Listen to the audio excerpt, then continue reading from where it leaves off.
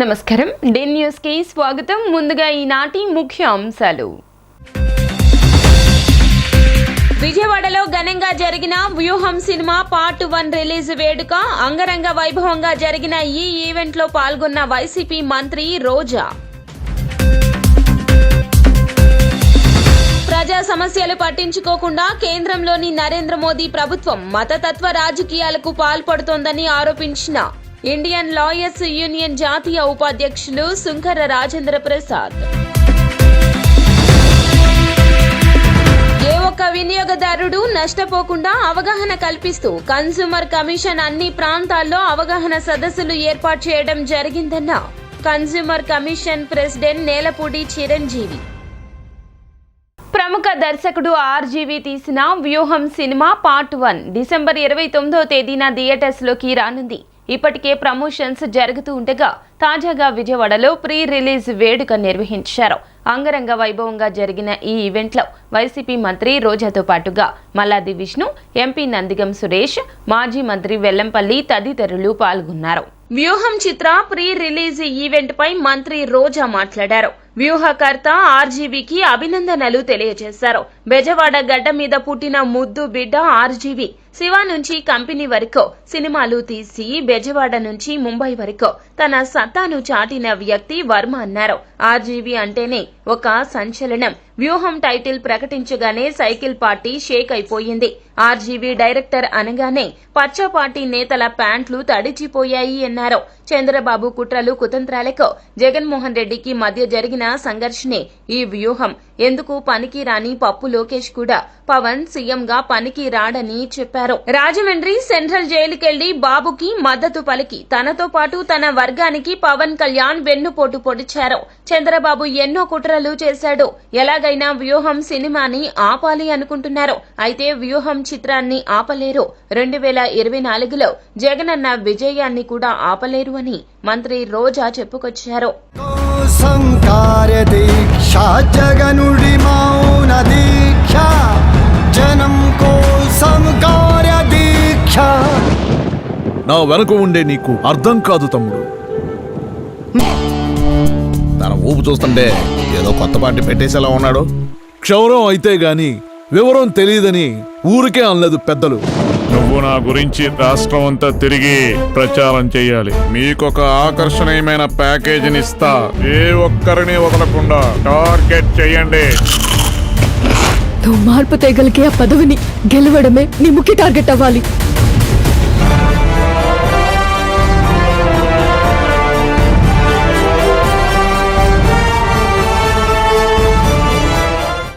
ఇందాక అంబటి రాంబాబు గారు చెప్పినట్టు ఒక దీన్ని జస్ట్ వాంట్ టు రీఅసర్ట్. ఇప్పుడు సినిమా అనేది ఇప్పుడు నేను లక్ష్మీస్ ఎన్టీఆర్ తీసినప్పుడు ఒక 25 సంవత్సరాలు కిందట జరిగిన ఒక ఇన్సిడెంట్ ఆధారంగా ఆ పర్టికులర్ టైంలో ఎన్టీ రామారావు గారికి జరిగిన అందరికీ తెలిసిన విషయమే. దాన్ని క్యాప్చర్ చేయడానికి ట్రై చేశాం.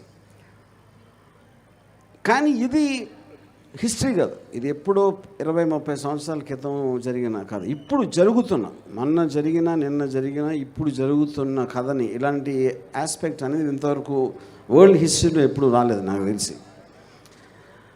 సో దాంట్లోంచి వచ్చిన ఒక కొత్తదనం అనేది నా మొత్తం కెరీర్లో అది ఆ కైండ్ ఆఫ్ ఏ అప్లికేషన్ నేను చేయలేదు. ఇప్పుడు ఈ సినిమా గురించి చెప్పటానికి ఏం లేదు. ఎందుకు లేదంటే పబ్లిక్ డొమైన్లో ఉన్న కొన్ని ఉంటాయి, అందరికీ తెలిసినవి కొన్ని ఉంటాయి. వేరే వేరే విశ్లేషకులు వాళ్ళు ఏం మాట్లాడతారు, వాళ్ళు ఏం అనలైజ్ చేస్తారు అనేది రకరకాల ఒక దృక్పథాలు ఉంటాయి. సో స్టోరీ కన్నా ఎక్కువ నా ఫీలింగ్ క్యారెక్టర్స్. ఇప్పుడు మనుషులు ఉంటారు, మనుషులు డెసిషన్స్ తీసుకుంటారు. ఏమి వ్యూహం పని తీసుకుంటారు, లేకపోతే ఎలాంటి పరిస్థితుల్లో తీసుకుంటారు, బయటికి ఎలా కనిపిస్తారు, లోపల ఏం ఆలోచిస్తారు, ఏం వ్యూహాలు పన్నుతారు అనే ఒక సైకలాజికల్ ఆస్పెక్ట్లో నేను పొలిటికల్ మనిషి కాదు, నాకు తెలియదు పాలిటిక్స్. కానీ పొలిటికల్ సైకాలజీ అనేది నాకు తెలుసు అని నా feeling as a writer and director. తెలంగాణలో మహిళలకు ఉచిత బస్సు ప్రయాణ పథకం వల్ల నష్టపోతున్న ఆటో కార్మికులకు ప్రత్యామ్నాయ ఉపాధి కల్పించాలని డిమాండ్ చేస్తూ ప్రగతిశీల ఆటో కార్మిక సంఘం ఐఎఫ్టీయూ ఆధ్వర్యంలో ధర్నా చౌక్లో ధర్నా జరిగింది. ఈ సందర్భంగా ఐఎఫ్టీయూ రాష్ట్ర ప్రధాన కార్యదర్శి కె పోలారి, ప్రగతిశీల ఆటో కార్మిక సంఘం నగర అధ్యక్షులు డి శ్రీనివాసరావు మాట్లాడుతూ తెలంగాణలో ఉచిత బస్సు ప్రయాణ పథకం వల్ల ఆటో కార్మికులు తీవ్రంగా నష్టపోతున్నారన్నారు. కానీ ఈ పథకం వల్ల నష్టపోయే బాధిత కార్మికులకు ప్రత్యామ్నాయ ఉపాధి కల్పించాలని వారు డిమాండ్ చేశారు. తెలంగాణ ఆర్టీసీ ఇతర ప్రభుత్వ రంగాలలో డ్రైవర్లుగా అర్హతలు ఉన్న ఆటో కార్మికులను తీసుకోవాలని, అదేవిధంగా మిగిలిన వారికి ప్రత్యామ్నాయ ఉపాధి, ఆర్థిక సహకారం కల్పించాలని డిమాండ్ చేశారు. ఏపీలో ప్రతిపక్ష పార్టీ ఉచిత ప్రయాణ హామీ ఇచ్చిందన్నారు. వారితో పాటు మరే పార్టీ అయినా అటువంటి హామీల సందర్భంలో నష్టపోయే ఆటో కార్మికులకు ఎటువంటి ఆర్థిక భరోసా కల్పించాలో ముందుగా ప్రకటించాలని డిమాండ్ చేశారు. పథకాలు తప్పనిసరిగా అమలు చేయాల్సిందే అని స్పష్టం చేశారు. ఇదే సందర్భంలో ఉచిత పథకాల వల్ల బాధితులుగా మారుతున్న ఆటో కార్మికులకు న్యాయం చేయాలన్నారు. ఏపీలో కూడా అటువంటి ఆర్థిక భరోసా కల్పించాలని డిమాండ్ చేశారు. అందుకోసం ఉద్యమిస్తామని తెలిపారు. తెలంగాణ ఆటో కార్మికుల ఉద్యమానికి మద్దతు ఇస్తున్నట్లు తెలిపారు. ఈ ధర్నాలో సంఘం నాయకులు C H Yadagiri, Y Apparao, P Rafi Khan, R Raghu, Eshwar, Shankar, Durgarao, Subbarao, Ramana తదితరులు పాల్గొన్నారు.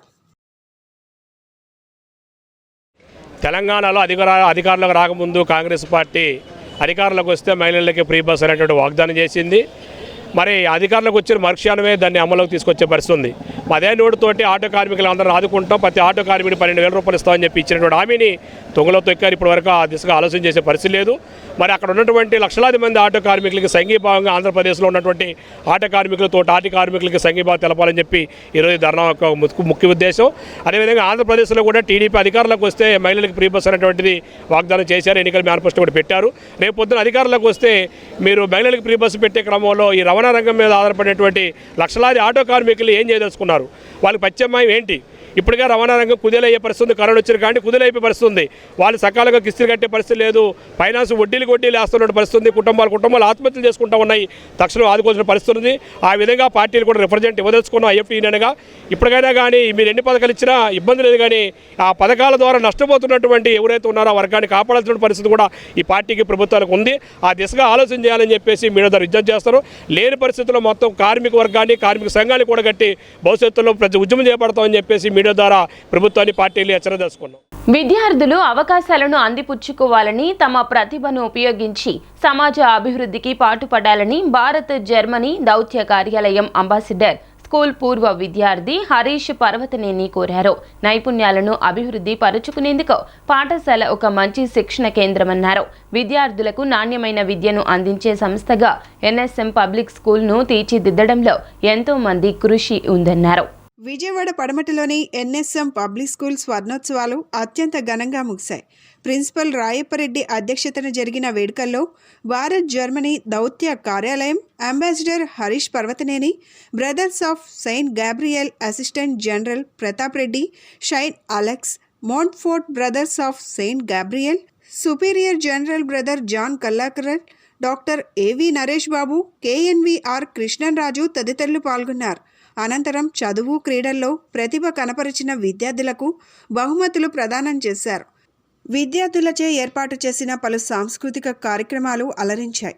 హరీష్ పర్వతనేని మాట్లాడుతూ విద్యార్థులు ఉన్నత ఆశయాలతో ముందుకు వెళ్లాలని సూచించారు. ప్రతి ఒక్కరూ గొప్ప లక్ష్యంతో ముందుకు సాగాలని సూచించారు.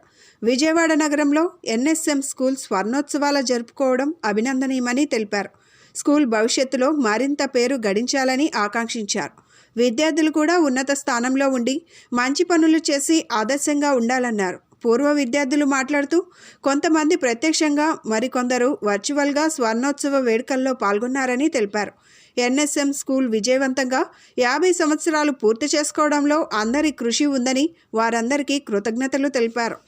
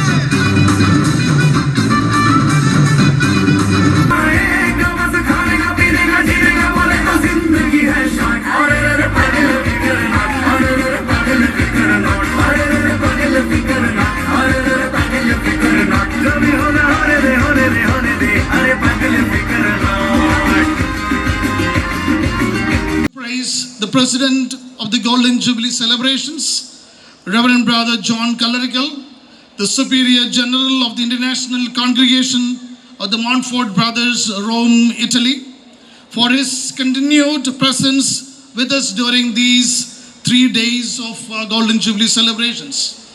Reverend Brother John Clerical was one of the prominent principals of this prestigious institution for 5 years. I greatly admire him for being an intelligent and incredible inspiration for his thousands of students. His pedagogical leadership skills as a principal, personal relationship skills, and professional management skills with religious values and religious discipline has made him an influential leader of the congregation of our country and of the world.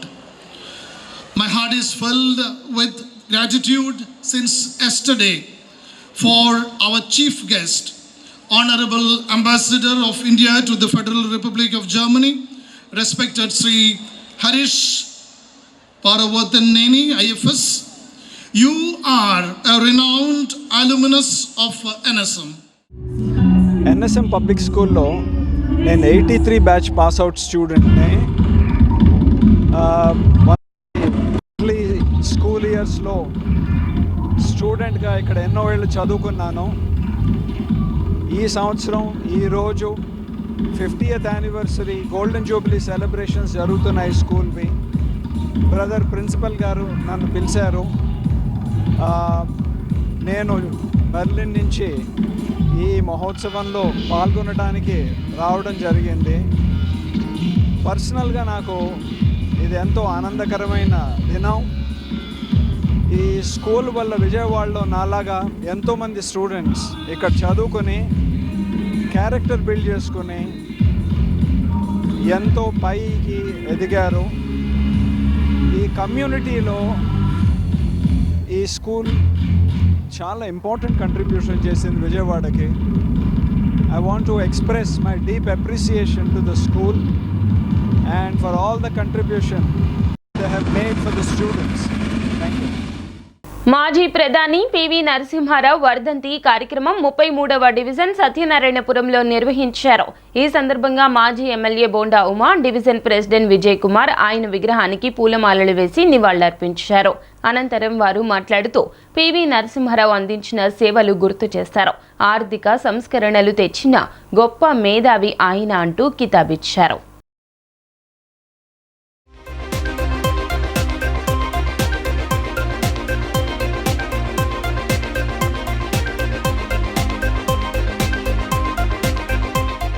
ప్రపంచ మేధావి, భారతదేశం గర్వించదగినటువంటి వ్యక్తి మాజీ భారత ప్రధాని స్వర్గీయ PV Narasimha Rao 19వ వర్ధంతి సందర్భంగా భారతదేశం మొత్తం ఆ మహానుభావుడికి ఘన నివాళులు అర్పిస్తూ ఉంది.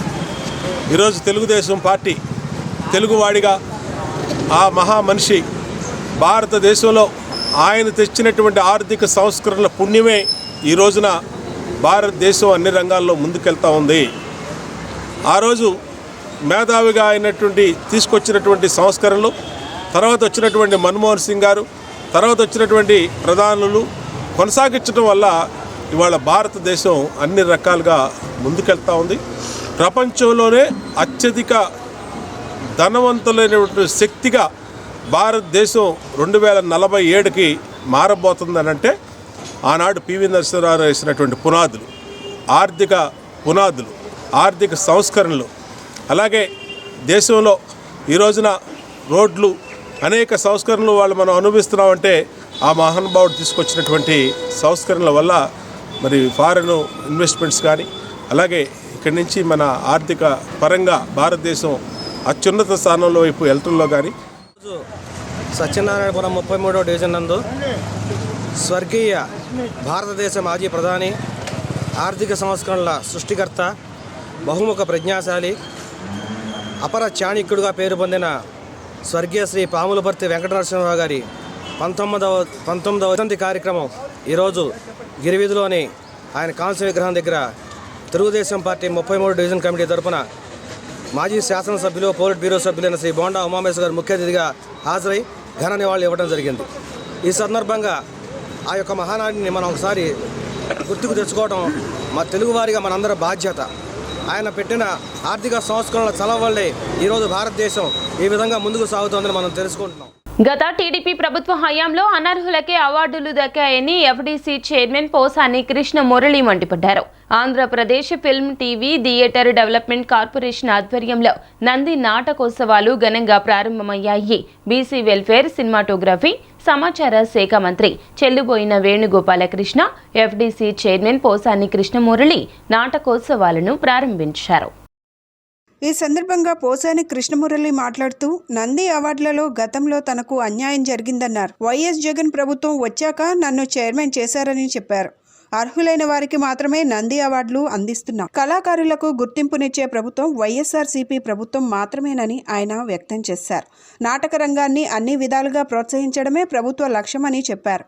వర్క్షాప్లు నిర్వహించి కళాకారులకు ప్రోత్సహిస్తామని పోసాని కృష్ణమురళి పేర్కొన్నారు. హైదరాబాద్ ఎట్ వస్తారు, మొత్తం జనాలు వేసుకొని లారీలు వేసుకొని వద్దు. ప్రతి జిల్లాలో కూడా ప్రతి ఏరియాలో ఇంపార్టెంట్ ప్లేసుల్లో ఆడిటోరియంస్ డెవలప్ చేయండి, నేను డబ్బులు ఇస్తానని చెప్పి ఆయన డబ్బులు ప్రభుత్వం ద్వారా ఇచ్చి ఎన్నో ఆడిటోరియంస్ కట్టారు చాలా చాలా జిల్లాల్లో. అప్పటి నుంచే వీళ్ళకి రిలాక్స్ అయిపోయి కొద్దిగా మన కళల మీద నమ్మకం కలిగింది.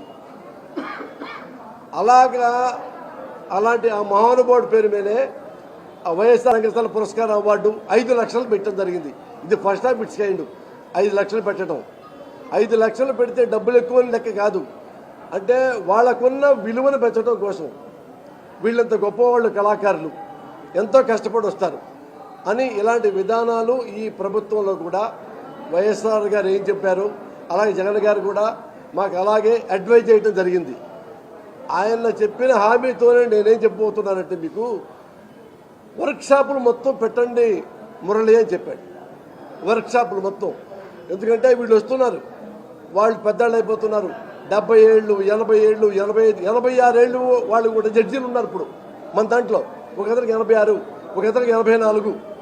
అంత పెద్దవాళ్ళని కూడా లేపుకొని బ్లెస్సింగ్స్ తీసుకొని ఎటు తీసుకొచ్చాం. ఇక కంటిన్యూగా మన కొత్త వాళ్ళు రారు కదా.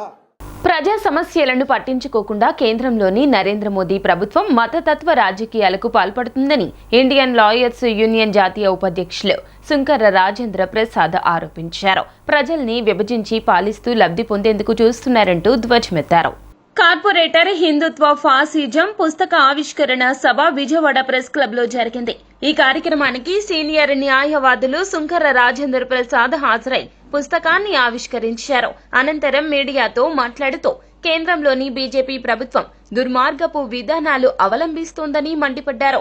ప్రజా వ్యతిరేక విధానాలు అవలంబిస్తూ సమస్యలను గాలికొదిలేసిందని ఆరోపించారు. కార్పొరేట్ శక్తులకు కొమ్ము కాసే విధంగా పరిపాలన సాగిస్తున్నారని, మత రాజకీయాలు చేస్తున్నారంటూ ధ్వజమెత్తారు. దీనిని ప్రజల్లోకి తీసుకెళ్లేలా ప్రముఖుల ప్రవచనాలు పుస్తకంలో పొందుపరచమన్నారు. కార్పొరేటు హిందుత్వ ఫాసిజం అనే పుస్తకాన్ని ఈ రోజున ప్రెస్ క్లబ్లో ఆవిష్కరించడం జరిగింది. ముఖ్యంగా ఈ రోజున దేశం ఎదుర్కొంటున్నటువంటి అతిపెద్ద సమస్య హిందుత్వ ఫాసిజం, కార్పొరేటీకరణ. దీని మీద మేము గతంలో 2 సదస్సులు నిర్వహించాము.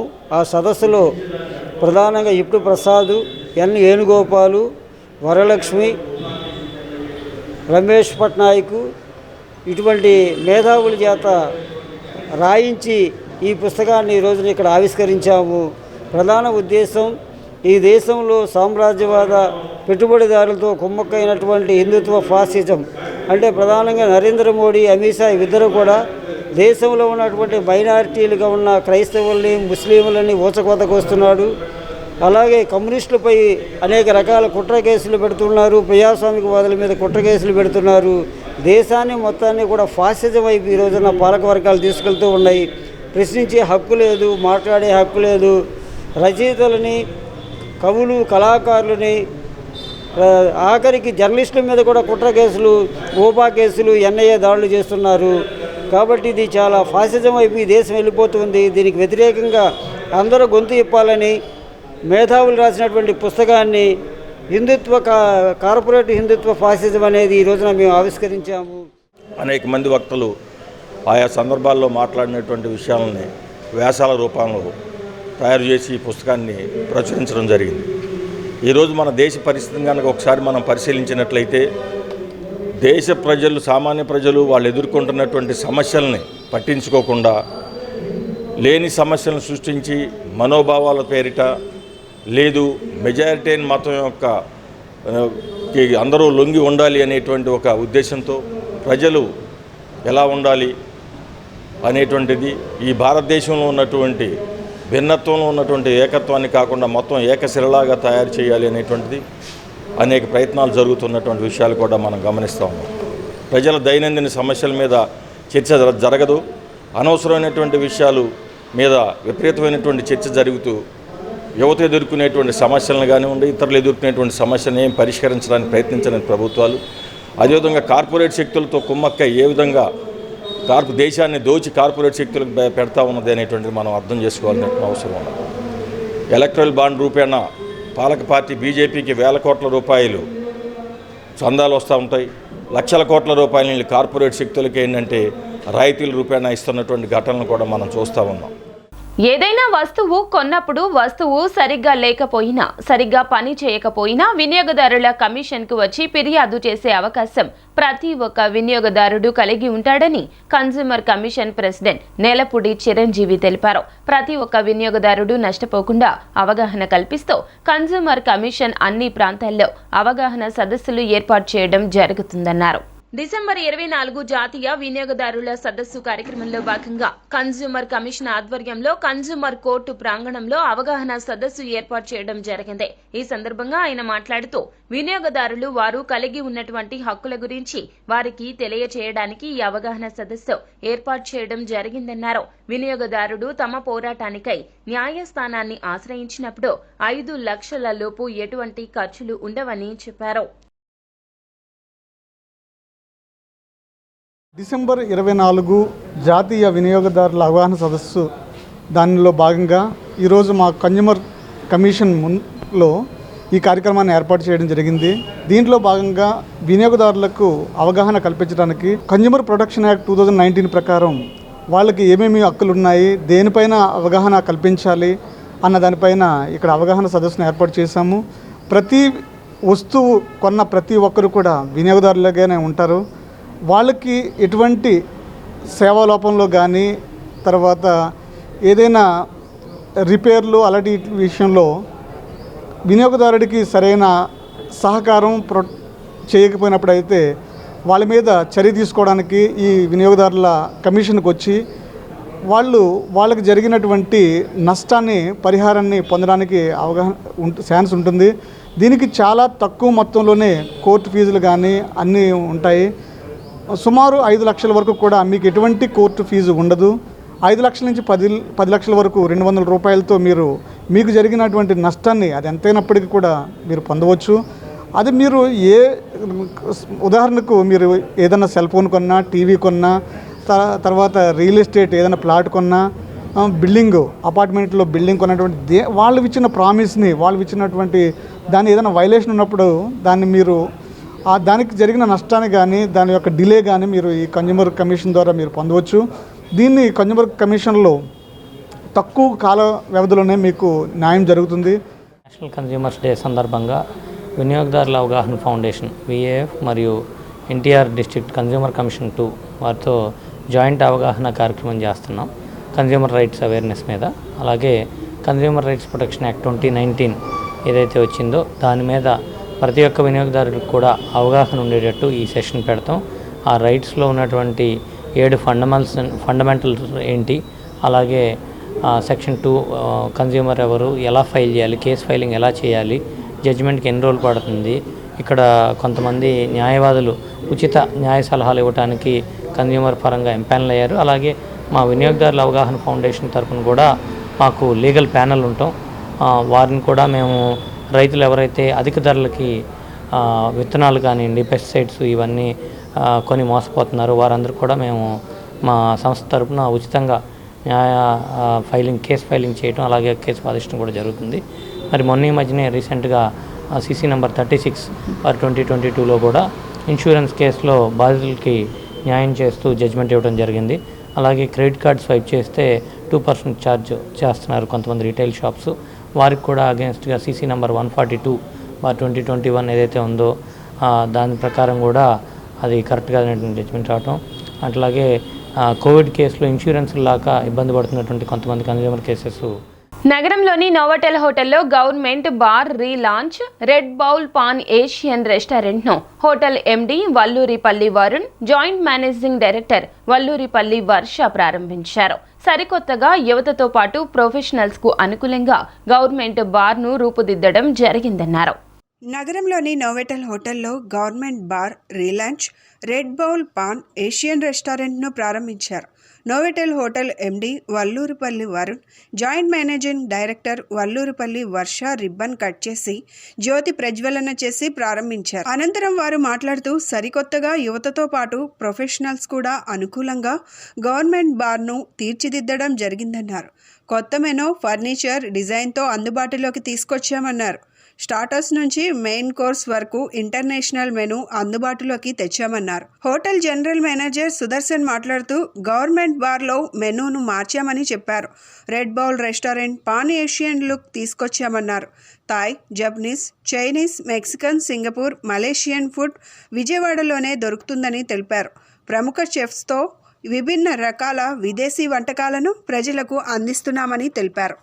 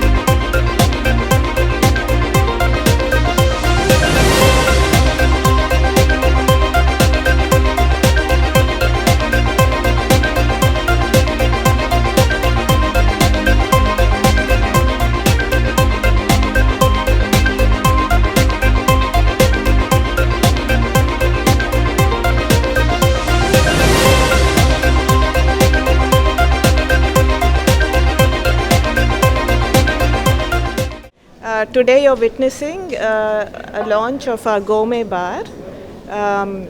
The difference from the previous bar and this one is it's more enclosed, it's more private, so guests can have a nice, delightful experience while enjoying their privacy. We've launched a lot of new cocktails, we have a new mixologist, a lot of food for youngsters, more in tune with today's generation. So it's a place for young adults to get together, have fun, but also have a sense of privacy. So thank you for coming, and congratulations to our Novotel Vijayawada team, our wonderful GM Sudarshan, Lakshmi, and everybody. విజయవాడలోనండి మన 5-star hotel Novotel వరుణ్లో, అంటే Vijayawada's only 5-star hotel and the second 5-star hotel in the state of Andhra Pradesh మన రాష్ట్రంలో ఇవాళ gourmet bar అని relaunch చేయడం జరిగింది Novotel విజయవాడలో.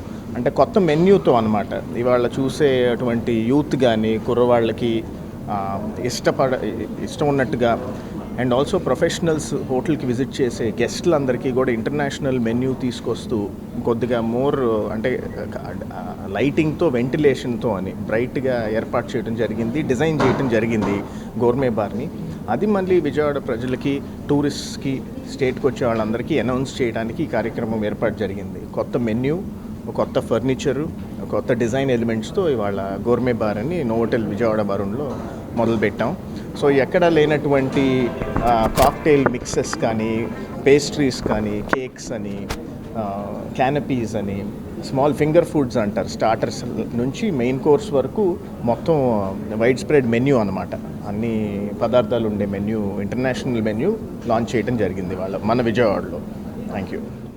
చూస్తున్నారు ఇప్పుడు మన గవర్నమెంట్ బార్ లాంచ్ జరిగింది, అలాగే మన రెడ్ బౌల్ లాంచ్ కూడా జరగబోతుంది, which is going to be our పానేషియన్ restaurant. మన పానేషియన్ రెస్టారెంట్ అది గవర్నమెంట్ బార్ వచ్చేసి వీ హ్యావ్ కొన్ని చేంజెస్, మార్పులు జరిపాం మెనూలో. ప్లస్ ఇంకోటి ఏంటంటే మోర్ ఓవర్ మనం లోకల్ క్రౌడ్ని అట్రాక్ట్ చేసే విధంగా మెన్యూస్ తయారు చేయడము, అలాగే డ్రింక్స్ మెన్యూస్ తయారు చేయడము, and more over exciting DJs కానీ లేకపోతే లైవ్ బ్యాండ్స్ కానీ పెట్టడం స్టార్ట్ చేస్తాం ఇంకా ఫ్యూచర్లో. అండ్ స్టార్టింగ్లోనే మనం we are coming up with an exciting new year launch, new year promotion ఇక్కడ జరుగుతుంది గవర్నమెంట్ బార్లో. జూమ్ బరాబర్ జూమ్ అని చెప్పేసి మన Bollywood DJ and singer. And new year కోసం అని చెప్పి చాలా చోట్ల చాలా అవుట్లెట్స్లో ప్రమోషన్స్ చేస్తున్నాము. దాంట్లో భాగంగానే దిస్ ఇస్ అంటే ఇప్పుడు చేసిన మార్పుల్లో భాగంగానే this is one of the exciting to attract the young crowd of Vijayawada. And Red Bowl అనేది ఇట్స్ అ పానేషియన్ రెస్టారెంట్. మొత్తం రెస్టారెంట్ మొత్తం యాంబియన్సే చాలా చేంజ్ అయిపోయింది. ఇప్పుడు ఏంటంటే more of pan Asian look, and మీకు Thai, Japanese, Chinese, Mexican, Singaporean, Malaysian food మీకు విజయవాడలో ఎక్కడికి వెళ్ళకుండానే మీకు విజయవాడలోనే దొరుకుతుంది. కనీస వేతనం 26,000 రూపాయలు చెల్లించడంతో పాటుగా గ్రాట్యుటీని అమలు చేయాలని ప్రధాన డిమాండ్లతో రాష్ట్ర వ్యాప్తంగా అంగన్వాడీలు చేపట్టిన నిరవధిక సమ్మె 12వ రోజుకు చేరుకుంది. విజయవాడలో నిర్వహించిన నిరసన దీక్షలో అంగన్వాడీలు భారీ ఎత్తున పాల్గొన్నారు. ఇచ్చిన హామీలు నెరవేర్చకుండా జగన్ తమను మోసగించారన్నారు. పరిష్కరించే వరకు సమ్మెను విరమించేది లేదంటూ అంగన్వాడీ సంఘాల నేతలు హెచ్చరించారు.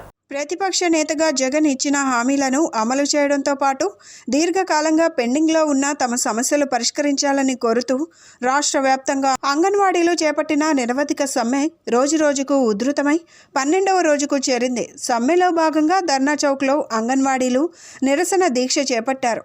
జిల్లాలోని వివిధ ప్రాంతాల నుంచి అంగన్వాడీలు భారీ సంఖ్యలో తరలివచ్చారు. తమ డిమాండ్లు పరిష్కరించాలంటూ ప్లకార్డులు ప్రదర్శించి ప్రభుత్వానికి వ్యతిరేకంగా నినాదాలు చేసిన అంగన్వాడీలు నిరసన తెలిపారు. చాలని జీతాలతో కుటుంబాలను పోషించుకోవడం ఇబ్బందికరంగా మారిందని వాపోయారు.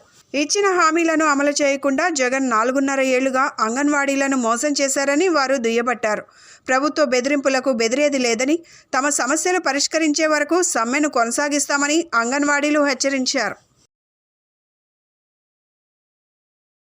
రాష్ట్ర వ్యాప్తంగా మేము సమ్మెను చేస్తూ ఉన్నాము.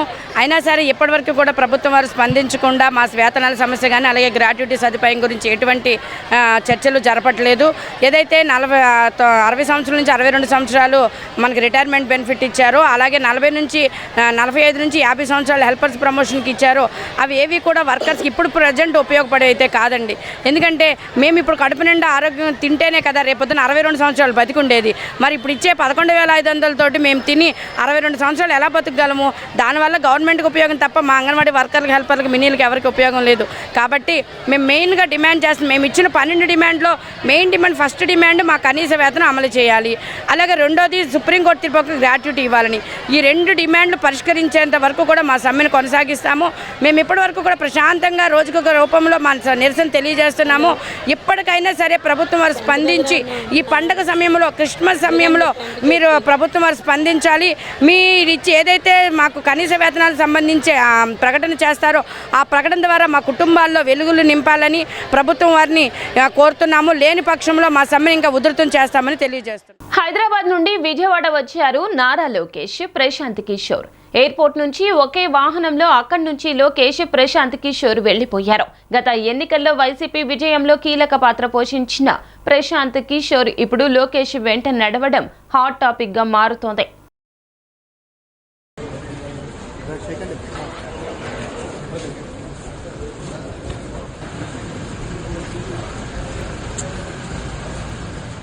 శ్రీ శారదా రామకృష్ణ స్కూల్లో రెడ్ కలర్ డే ఘనంగా జరిగింది.